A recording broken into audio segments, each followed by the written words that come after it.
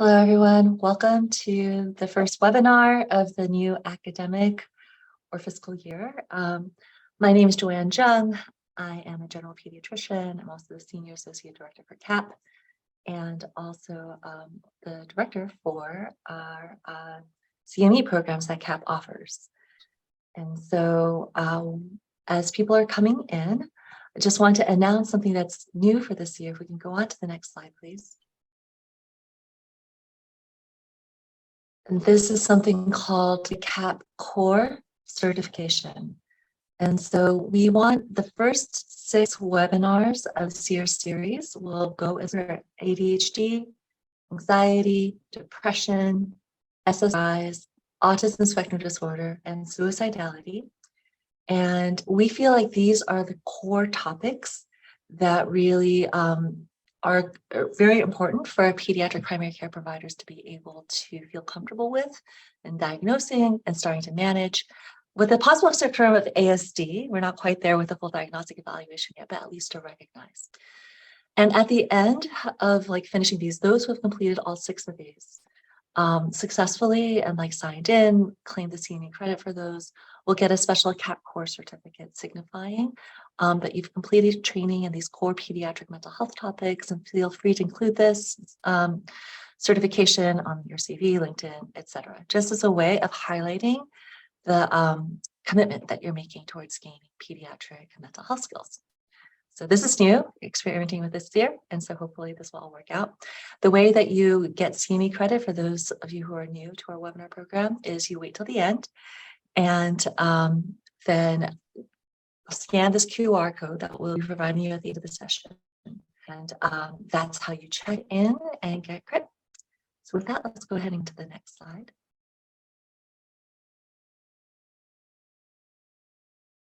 So these are our disclosures. Some important ones that we want to point out: that none of our speakers or planners have any important disclosures of a commercial nature to disclose. And we are getting some state and federal funding, which is listed here. And then with that, I'd like to introduce our 2 main speakers for today.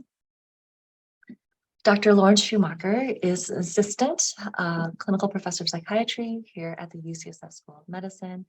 She also serves as a child and adolescent psychiatrist for the Division of Mental Health and Child Development at the UCSF Benioff Children's Hospital in Oakland, and within the Division of Child and Adolescent Psychiatry in the UCSF Department of Psychiatry and Behavioral Sciences. She provides outpatient and clinical psychiatric care both in the West Bay and the East Bay, and she also serves as one of CAPP's psychiatric consultants on the phone line and helps to plan our CME offerings as well. Our second speaker is Dr. Lauren Haack. She is a UCSF Associate Clinical Professor and also an attending psychologist in UCSF's Department of Psychiatry and Behavioral Sciences, specializing in cultural influences on mental health, as well as accessible and culturally appropriate technology-enhanced evidence-based services for vulnerable youth and families across the world. She practices clinically within UCSF's Mood and Anxiety Clinic and the Hyperactivity Attention Learning Problems Clinic. She also provides teaching and supervision in the UCSF Multicultural Psychology Training Program and for the Juvenile Justice Behavioral Health Team. She's a member of the UCSF Department of Psychiatry Diversity Committee. And with that, I will turn the talk over to our 2 speakers.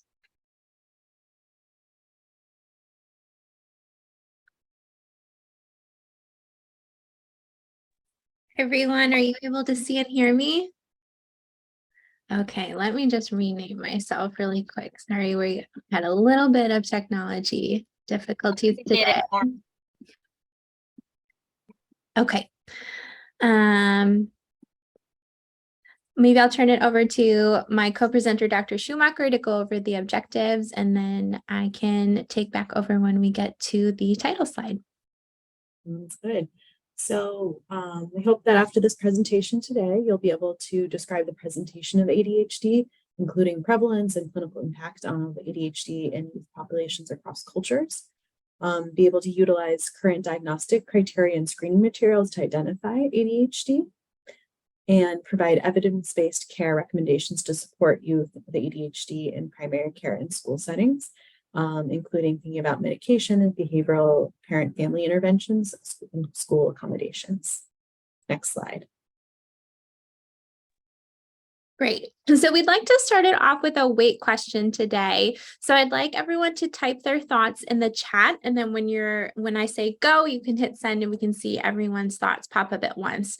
So when you hear ADHD, what does that bring up for you? How would you define ADHD?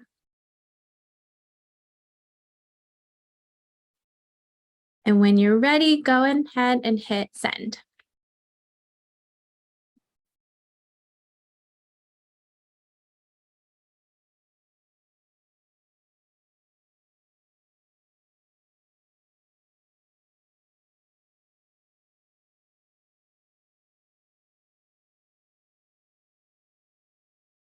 So if we go on to the next slide. So this is the definition from the DSM-5-TR. So for a youth to meet diagnostic criteria for ADHD, we need to see at least 6 of these inattentive symptoms and or at least 6 of the hyperactive impulsive symptoms or a combination for at least 6 months starting before the age of 12. And really what's key here is that these symptoms need to get in the way of our functioning, either at home, at school or work, with peers, with families. And so all of us have a hard time paying attention to details sometimes, right? But really what we're seeing is that having a hard time paying close attention to details, is that getting in the way of me living my life and being effective? And so based on the constellation of symptoms that youth has, they'll either be diagnosed with the inattentive presentation or the combined type presentation. I'll say the hyperactive impulsive presentation is pretty rare. It's kind of hard to see that a kid is hyperactive impulsive and not struggling with inattention. And we now call these presentations rather than subtypes because this will change over time. So kind of the way symptoms present and interfere with our life functioning for an individual with ADHD is sort of going to be a little bit fluctuating over time. And next slide. Okay, so I mentioned, and I think if we hit advance on the slide, there's some text missing. Yeah, and maybe keep hitting advance. Okay, perfect. So these are the 3 main areas that we tend to see impairment related to ADHD in youth. And so most often kids are first identified as having ADHD when they start school. And really we start to see these difficulties with inattention and hyperactivity, impulsivity, interfering with their learning and also the learning environment of others. So for example, we see that these kids often exhibit more negative off-task classroom behaviors like interrupting instruction, leaving their seat, as well as less positive classroom behaviors like engaging in the schoolwork and focusing. We also see that kids with ADHD tend to have more negative relationships with their classmates and teachers. And this can take a number of different forms. So it could be that we're seeing behaviors like noncompliance and aggression or difficulties regulating emotions. It could also be that those peer difficulties aren't as externalizing, but really more that they're just not joining in and they're being sort of excluded by others and not included. And so these difficulties, along with the fact that we often see a co-occurrence of learning disorders, are going to cause that impairment at school. We see poorer academic performance, like lower test scores, lower report card grades, as well as higher rates of being left back or dropping out or being expelled. We also see that families of impacted by ADHD tend to have more negative interactions. These children have a harder time following through with tasks and routines.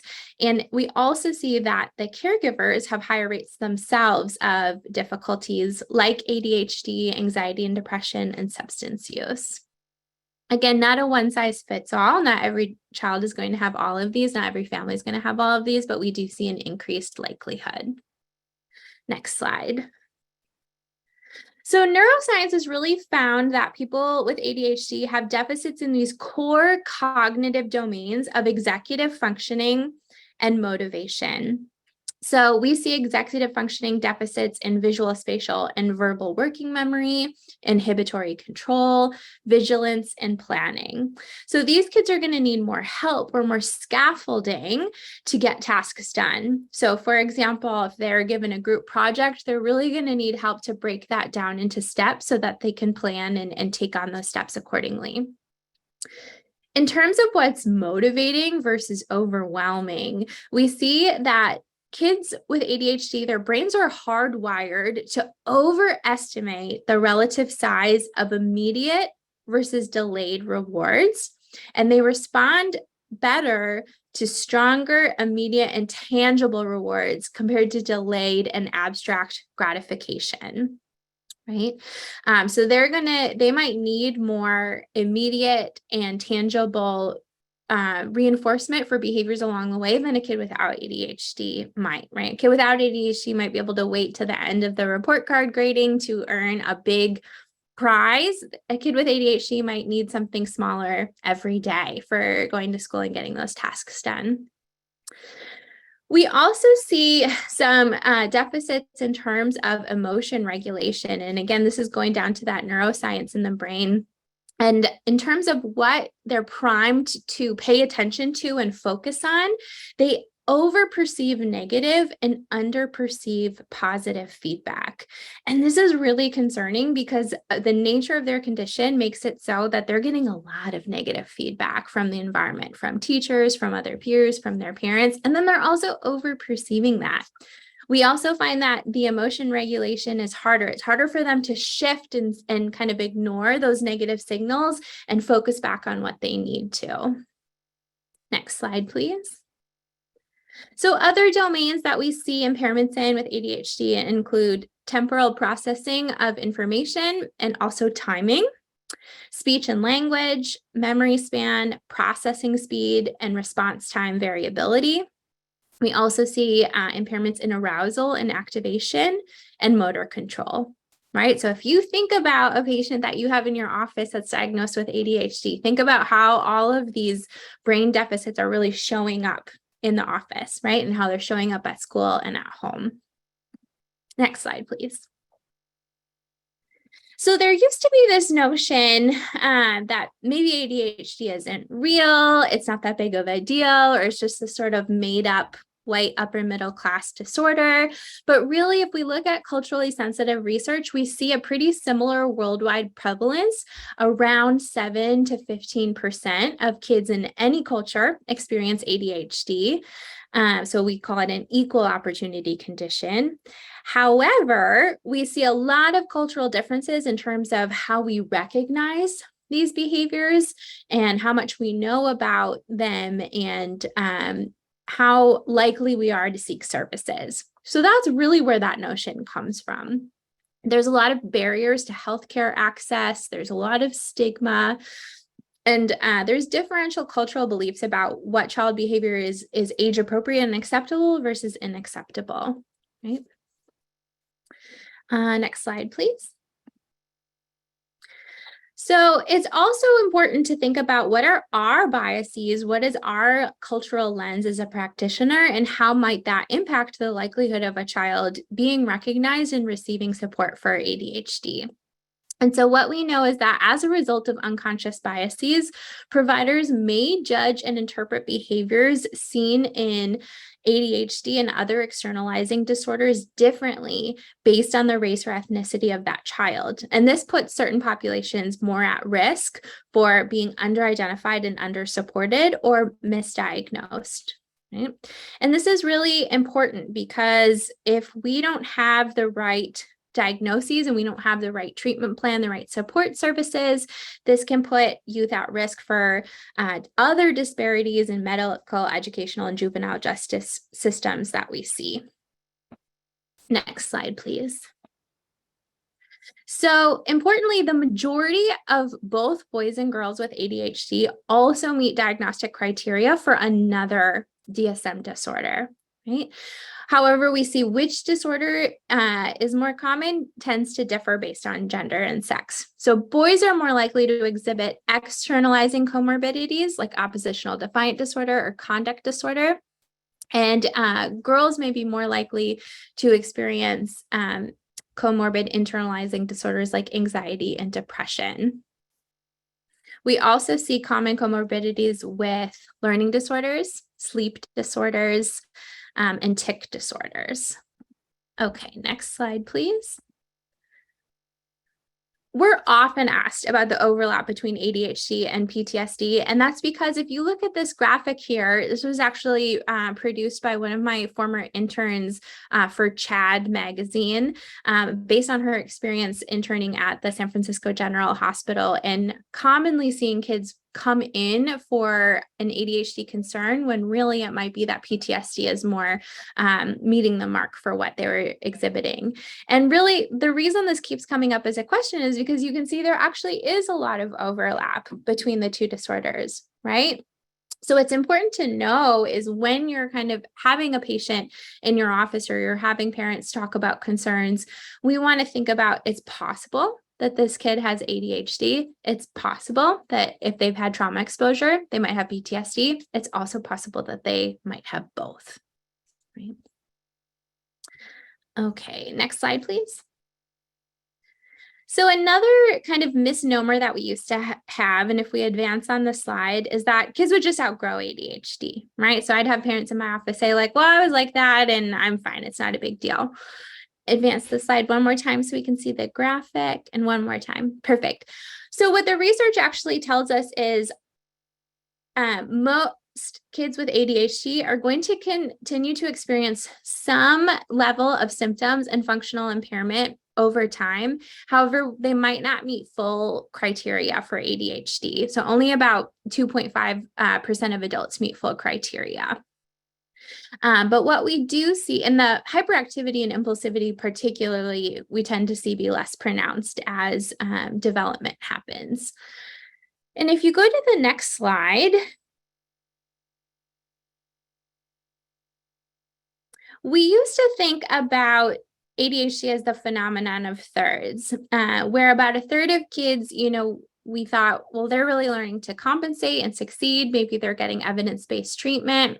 About a third of kids are going to continue to struggle with ADHD and impairment. And then about a third of kids are going to develop more severe problems. Maybe they're dropping out of school. Maybe they have criminality. Maybe they have severe anxiety and depression, self-harm, suicidality, and relationship problems.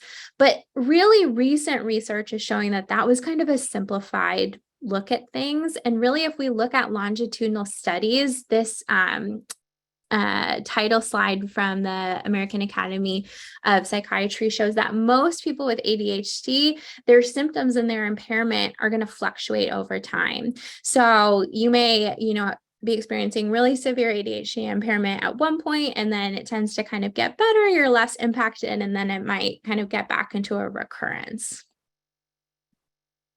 If we go to the next slide, this is another look at the clinical impact and life course of ADHD over time. And I know this is pretty small. This comes from a Nature's review in 2015. But basically what this is showing is how the impact of ADHD sort of changes as our developmental demands change, right? So in childhood, we might see a lot of difficulties at school. In adolescence, we might see some difficulties with substance use. And then when we're looking at adulthood, we might see more difficulties with doing well at work, having healthy relationships, or developing these more severe problems. All right.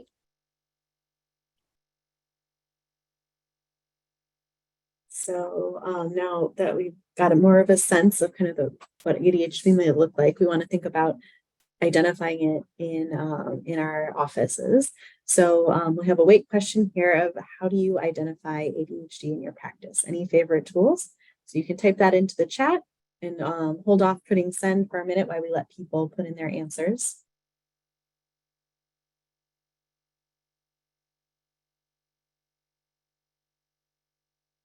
Okay, and then go ahead and click send.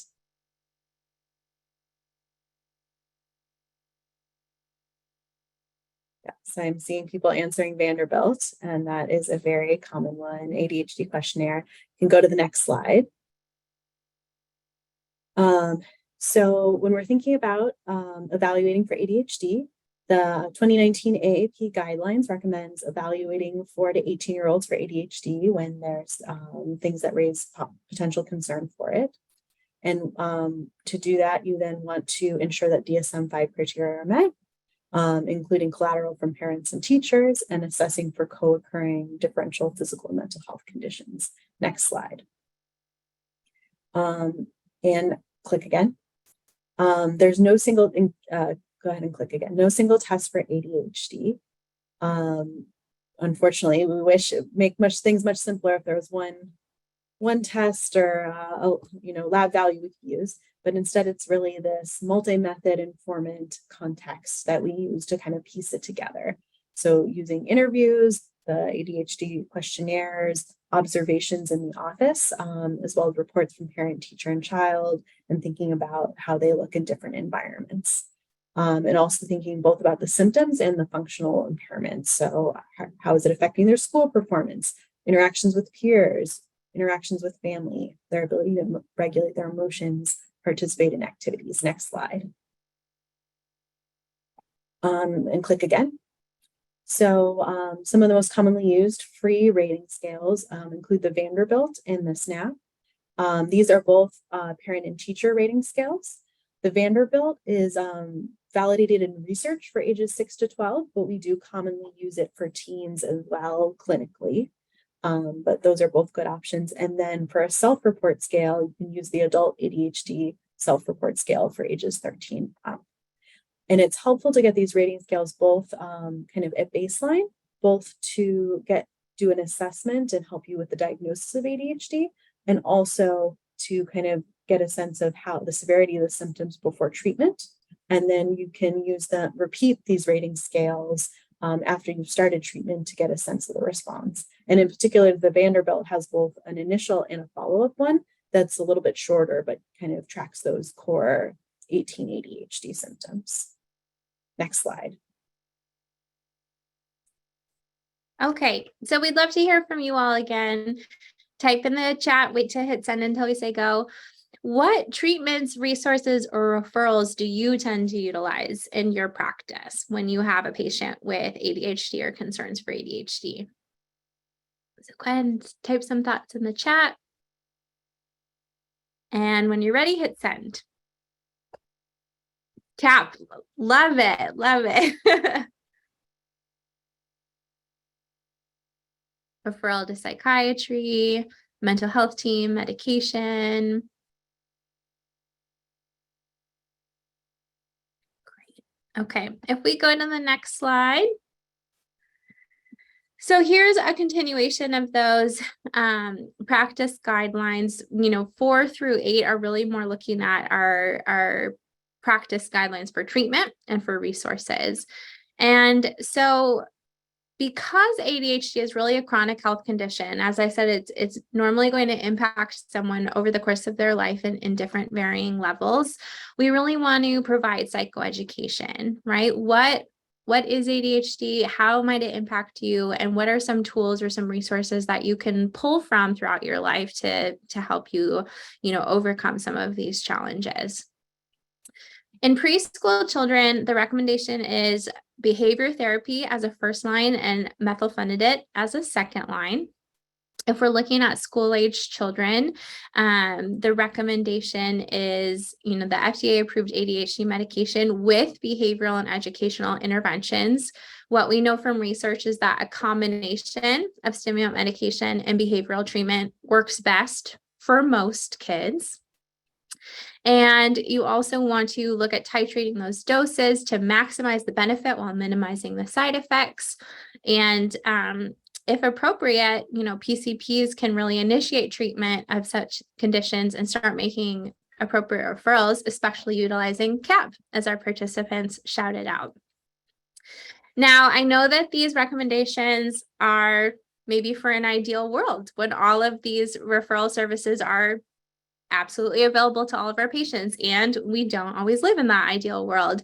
So we're going to talk through today, what are some of the kind of highlight key pieces of some of these treatments that you might be able to talk with your patients about, their families about in the office, and where are some sort of online or other resources that you can point your families in if they're not able to get that sort of first line recommended combination of behavioral and stimulant treatment. So if we go to the next slide, this is part of a newsletter that our team distributed to school-based and school-based health center staff. It's available on our CAPP website. And this shows some examples of, well, it's got our screening tools listed on there.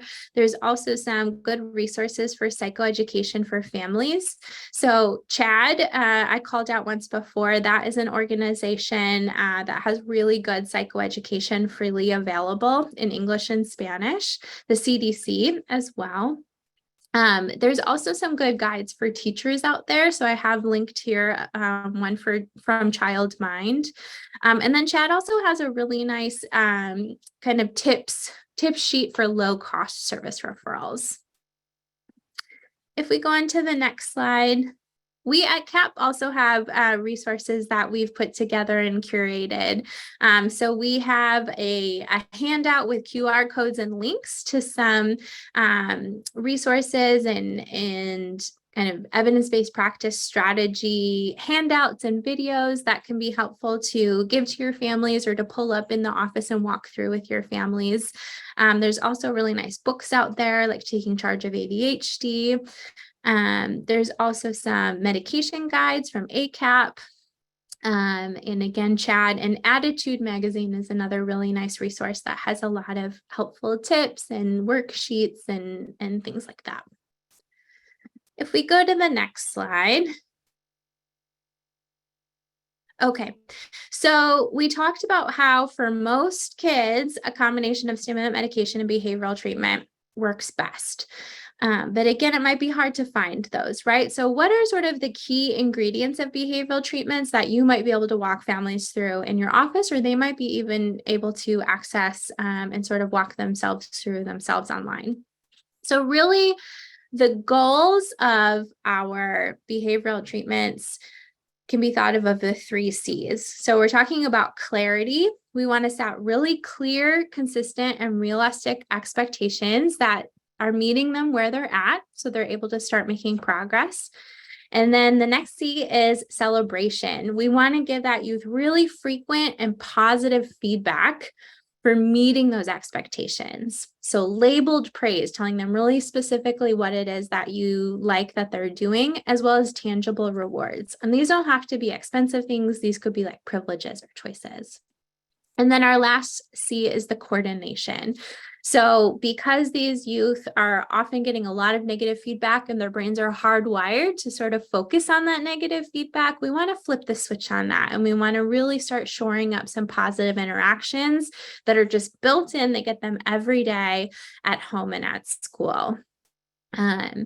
And so we have some links here for some behavior plans. So these really focus on all 3 of these goals, right? The plans show those clear and consistent expectations, and then the rewards that they earn for those plans, whether they be at home or at school, is that positive feedback. And in combining these strategies with things like special quality time at home, free time at school, we see that families start to feel more hopeful as they see progress being made, the interactions become more positive, the conflict and chaos decreases. Next slide. And advance the slide. And one more time, and one more time. Okay, perfect. So, you know, those strategies that I listed before, they sound simple, right? But they're obviously not that simple. Otherwise, we would just all be doing them automatically. Really, this behavioral parent training and family intervention is providing parents support to consistently do those things that we all know work, right? But once the day gets going and chaos comes in and we have a trip up, it can be hard to put into place consistently over time. So these treatments are really going to support the families in using these strategies and adjusting them over the course of the child's life as developmental expectations and demands shift. And they learn these lifelong skills for how to take control, how to provide that positive structure and improve those relationships. These can be delivered individually, group. We actually have pretty good evidence too that they can be done self-guided or online. There's some links out there and some online like Coursera courses where people can take them. They can be done in person or telehealth. And there's also some advancements being made of these being available in schools. So it's worth, kind of investigating what might be an avenue that my families are able to get some of this extra support. If you go to the next slide. So these are some of the goals that are really emphasized in those behavioral treatments.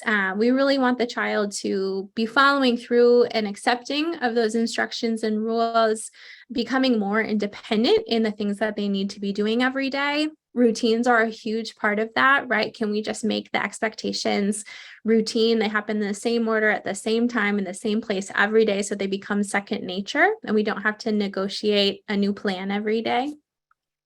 They oftentimes are going to include looking at homework because that's an area that a lot of kids with ADHD really struggle with, and respectful relationships with parents and teachers. We also have goals for the caregiver, right? So we really want the caregiver to take a focus first on the positivity and the warmth in their relationship, which can be really challenging, right? By the time parents are getting to this point in treatment, they've often had really long histories of these negative interactions with their children. And so they're understandably pretty frustrated and burnt out. So we really start with putting back in that positivity, right? And then we also look at the consistency and the expectations and the consequences with a huge emphasis on the positive and less emphasis on the negative consequences. Okay, if we go to the next slide. We also can take a focus on parent stress management, how they're evaluating the situation and using helpful thinking, how they're scaffolding their children's skills. And as the child gets older into teen and young adulthood, we're going to include them more in the process, right? So here's some links and some handouts and videos that might be helpful, kind of showing some of these strategies. And then really briefly, I just want to show my favorite tool that could be done in the doctor's office on the next slide. And it's the before-after model, also called an antecedent behavior consequence model. So this is something that you could do on the whiteboard if you have even 5 minutes, or if you're, pull out a Word document like I did here. You basically ask the parents to talk about what are the behaviors that are most concerning right now, what's happening before, what's sort of the setting or the antecedent, and then what is the natural response that's accidentally increasing the likelihood that this behavior continues, right? So we see here in this example, the child wasn't following through on directions when he was being asked to stop doing screens and transition to homework or chores. And what they would do is they'd threaten to take the video games away, but then they'd sometimes give in or forget, right? So then we use, well, what's our goal behavior? We want them to follow the directions. So what are we going to do? We're going to set up a routine system so that he knows predictably, this is what time I do my homework and my chores every day. And when I do that, then I get to earn my video games, right? And then really briefly, I just want to show, next slide, that we also have good evidence for behavioral strategies in the school setting. And if you advance, we're really looking at, targeting those executive functioning and motivational deficits, as well as those social emotional deficits. So we're going to focus on things like their study skills, their motivation, and then how are they doing behaviorally with others, and in turn that hopefully increases their academic performance. How do we do that? If we go to the next slide and advance, so we see the text. Perfect. So we're going to focus on proactive strategies. So sort of providing cues and reminders for that child about what the expectations are. Always helpful to have visual in addition to verbal. And then also, how can the teacher sort of redirect and use labeled praise, right? So if you have a student who is paying attention, could you give them some praise and then praise the student as they follow through? And then these token economy response cost systems, sometimes called check-in, check-out plans, can be really helpful. So let's really focus on a couple goals that we want the student to work on, give them specific feedback a couple of times throughout the day, and then let them earn a reward or a privilege for meeting those expectations every day. And so some of our links that we have on the next slide show some helpful resources for getting things like that started, as well as, helping the family recognize what their rights are. If their child does have a diagnosis, and they're in a public school, they do have a right to request a 504 IEP or SST evaluation. It's going to fall under the other health impairment for an IEP. However, a lot of times these kids will get accommodations on the 504 plan, and you can see some examples here. All right, I'm going to turn it back over to my colleague. So then in addition to the kind of psychoeducation, behavioral interventions at home and school, we want to be thinking about FDA approved medications for ADHD. And as a reminder, these are kind of first line in combination with those non-medication interventions for over 6, and then methylphenidate would be second line for the kind of 5 and under kids.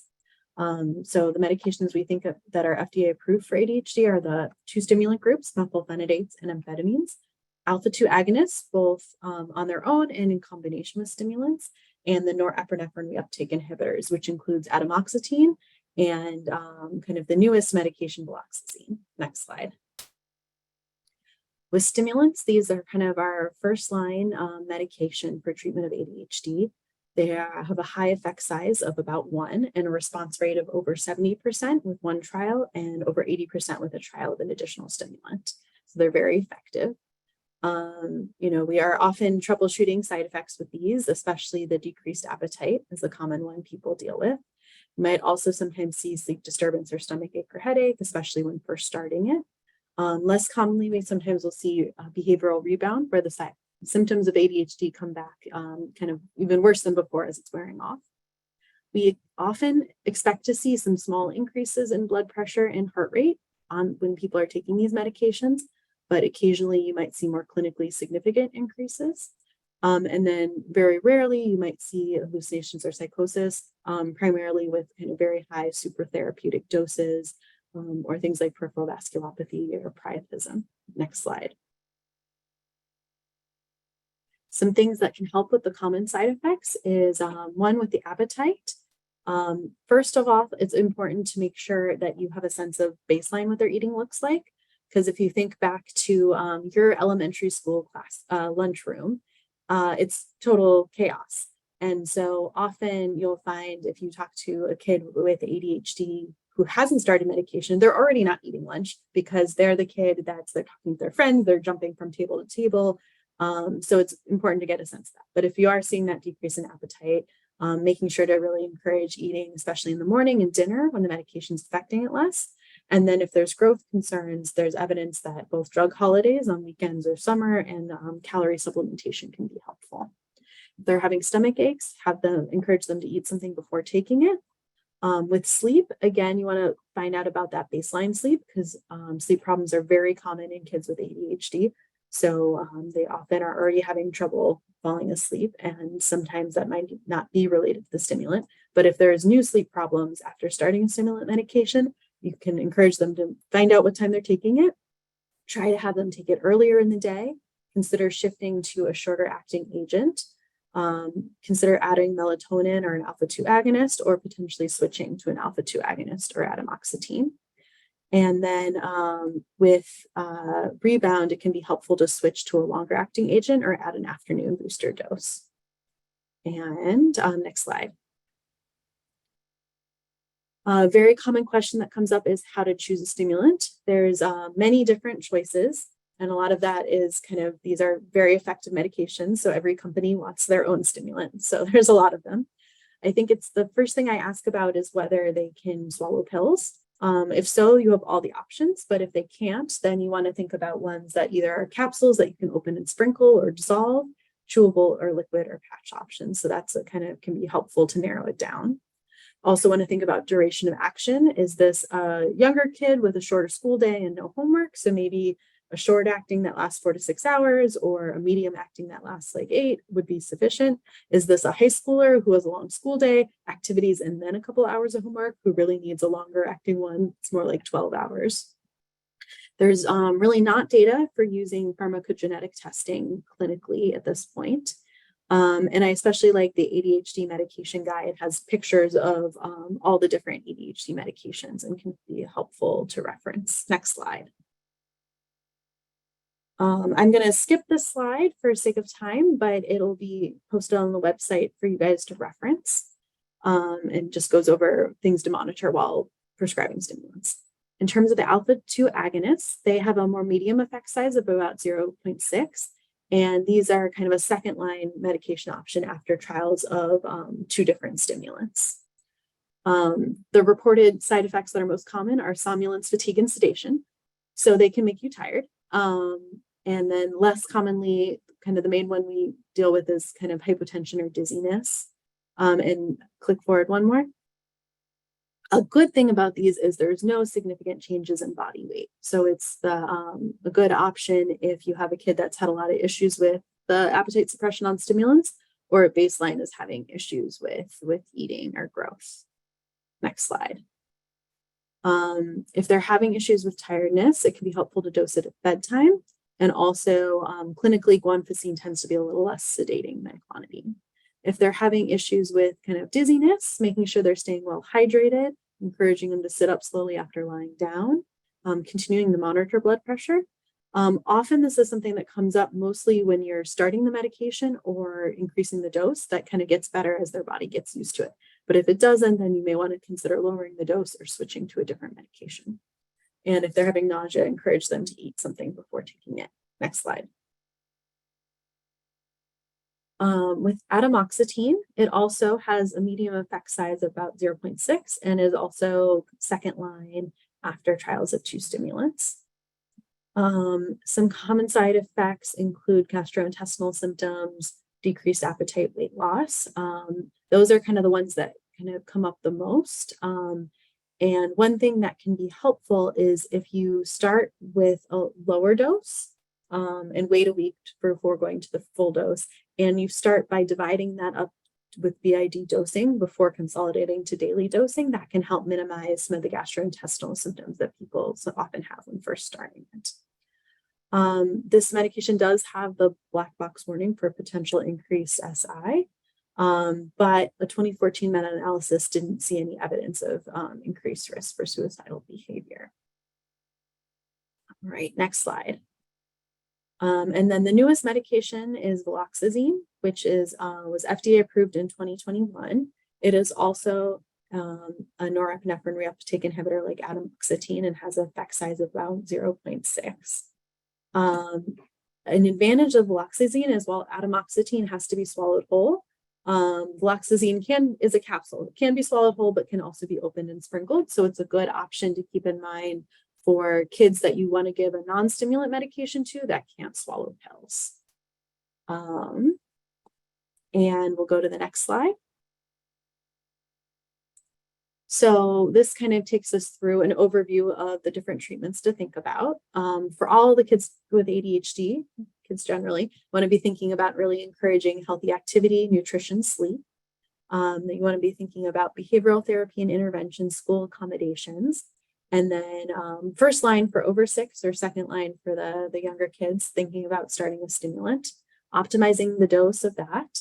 And then either if there's issues with side effects or no or partial response, switch to a stimulant in the other class. So from methylphenidate to an amphetamine or amphetamine to methylphenidate.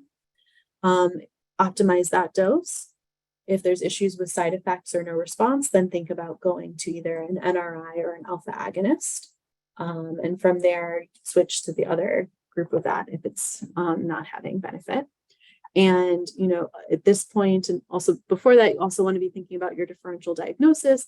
Is this ADHD? Are there other things going on? that are either explaining why they're not responding or that are getting in the way of responding to treatment? Are there, is there comorbidities like depression, anxiety, trauma going on? Are there environmental factors that are kind of getting in the way of treatment?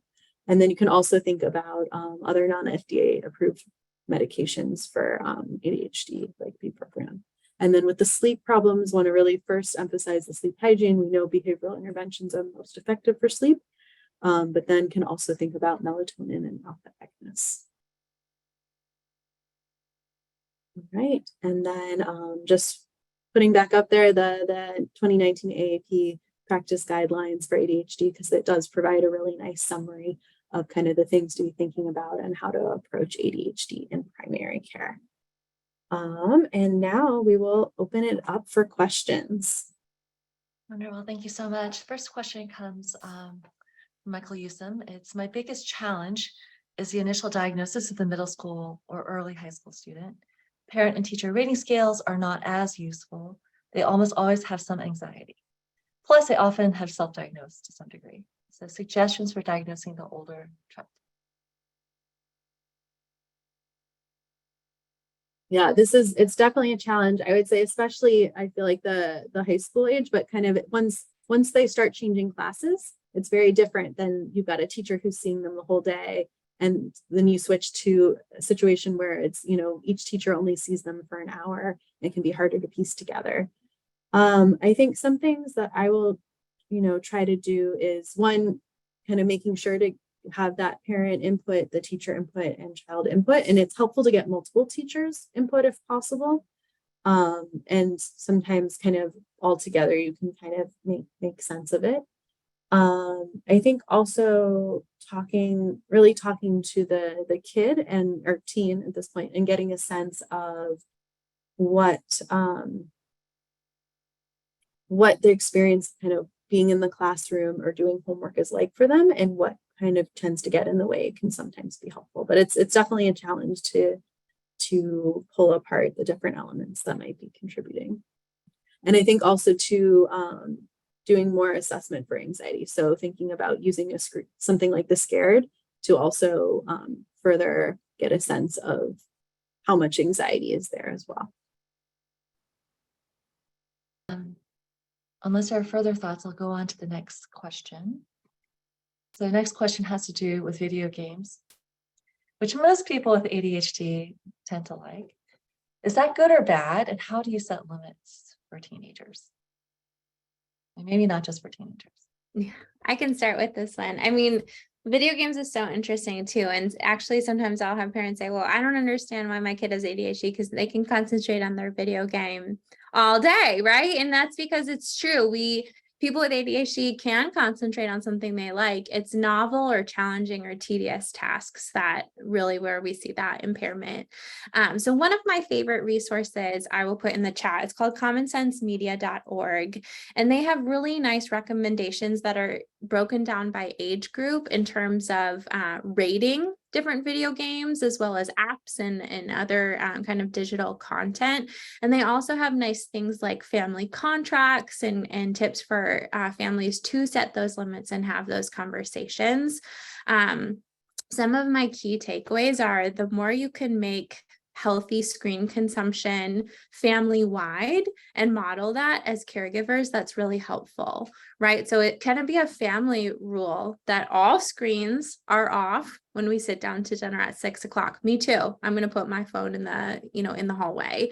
Can we make it a rule that all screens go off at 8 o'clock so we start to wind down for bed, and really model that for our kids? Also, at least be aware of what your kid is consuming in terms of the video game, and can you consume it together, right? And that's a way that you can kind of take a check on, is it age appropriate? And also, how is it impacting my teen? Because some teens are fine, and some teens are going to be more negatively impacted by whether it be video games or social media or kind of TV and videos. So thank you so much for those very helpful tips. Next question coming in. This is from a therapist and has patients with parents who are against medications and want to try therapy first. And then some are 6 to 10-year-olds who have very severe ADHD symptoms that can barely concentrate during those treatment sessions. Any tips?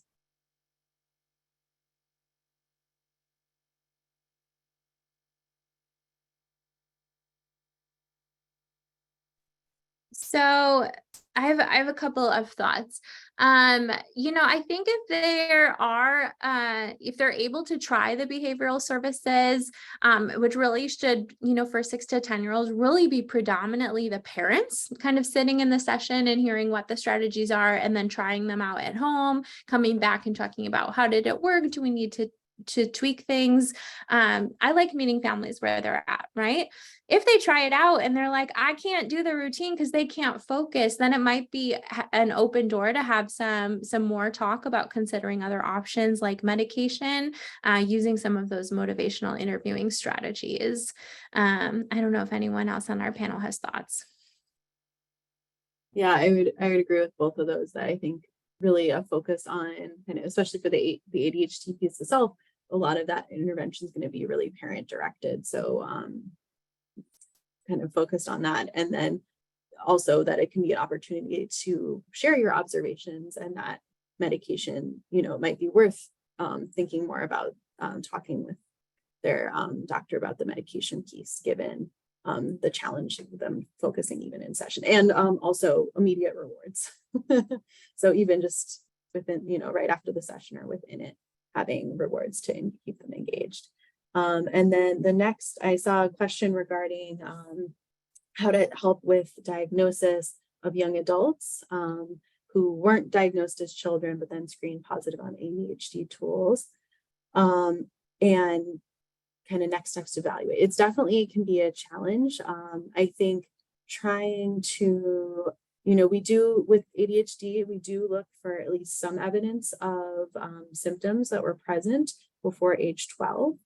But we do know that especially, that not everybody gets caught. And especially, I think, we think about like smart girls who are kind of able to compensate, and they might be quietly inattentive. They're not really causing disruption, are some of the ones that we kind of frequently get missed earlier on. And then it's as demands increase and increase that finally kind of start to see more signs of it.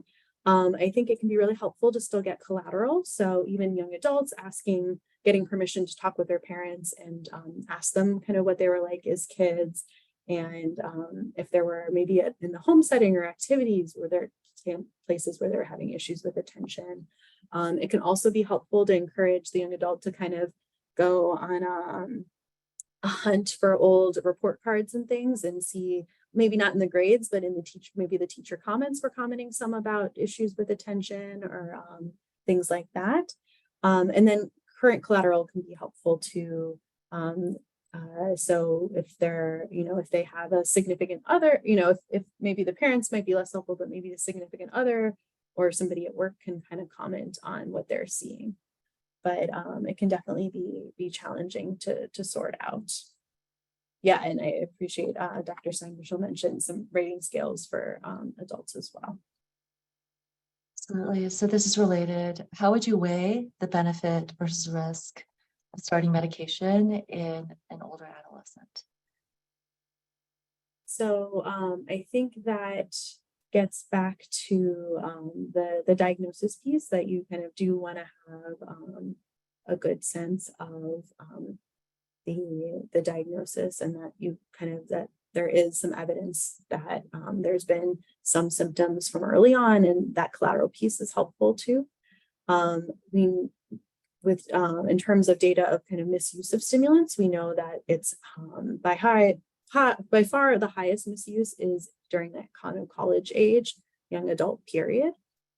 So that is something we want to be careful around. And that certainly young adults do have ADHD, and that there can be a lot of benefit to treating with medication. So I think if you've got somebody who is giving you good symptoms that are consistent with ADHD, maybe you've also talked to their parent and they're also giving that, then it can be worth doing a medication trial, and then just also providing, education around proper use of the medication. So making sure that, they know they're only to use them as prescribed. If they use more than that, then you're not going to increase the amount. These prescriptions are monitored. They can't get them more frequently. And if they're at college, to keep it someplace safe. So often I'll encourage kids with ADHD who are heading off to college to have like a lockbox or something to keep their stimulant. Just because often in dorm rooms, people are in and out all the time, and to never share their medication, that's something that's illegal. It has consequences academically. It's not safe, and all of that. Thank you so much. And this will be our final question that we'll address out loud. Do young children with ADHD have some self-awareness of their condition? And does it help to have this awareness? Like, to what degree do we involve the child itself, right, in understanding and addressing this condition? Yeah, that's a good question. There's not like a consensus on what age kids start to notice, but what we do know is they eventually start to notice, and it can cause really damaging impacts on their self-esteem when they realize, well, I'm not doing as well in school, I'm not getting along with others, I just feel different. And so psychoeducation in a way that's really non-blaming and shaming can be very helpful. And I really like the ABC model. You could do that with kids too, because it really shows, okay, these are the behaviors that's happening, these are when they're happening, and these are the responses. And so it totally makes sense that this is going on, right? And so what can we do? What can we change about the setup so that you're able to have success? And I also think too, it's helpful, that piece kind of sometimes comes out as you're talking with the parent and kid and at the beginning. And it's helpful to really note how the kid describes it, and sometimes to help you like reflect their language back to them. So I feel like there was sometimes, I can't remember a specific example right now, but sometimes they'll describe feeling like that, like a body feeling like maybe I have a wiggly body or something like that. And so then it can be helpful over time to check in, like, oh, were you feeling more wiggly or less wiggly? But kind of noting what language they use to describe the experience and trying to kind of check in on that. Because they're not going to say, oh, I was being hyperactive. Absolutely. That's, I think, wonderful communication advice in general. We are at the end of the hour. Thank you so much to our speakers, Dr. Schumacher and Haack, for the talk today. Those who haven't checked in yet, please do so using this QR code or the link that was previously provided in the chat. Thank you for those who noted the typo before. Our next webinar will be a month from today, Thursday, August 10th, and the topic will be on anxiety. Thank you so much for joining us today. Take care.